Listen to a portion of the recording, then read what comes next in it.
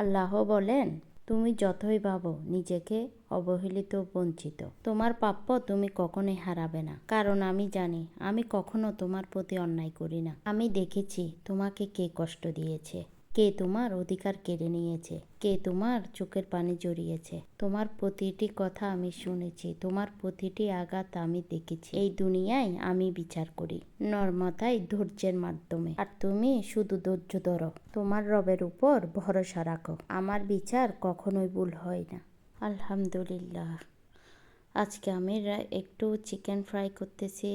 আপনারা এতক্ষণ দেখতে পাইছেন আমি কী ভাবে একটু একটু করে দিয়ে দিলাম আদা, রসুন, সয়া সস, টমেটো সস, একটু হলুদের গুঁড়া, মরিচের গুঁড়া, লবণ, তারপর একটু ময়দা দিয়ে আমি এগুলা মাখিয়ে কিছুক্ষণ মেরিনেট করে তারপর ভেজে নিলাম। আল্লাহ হাফেজ।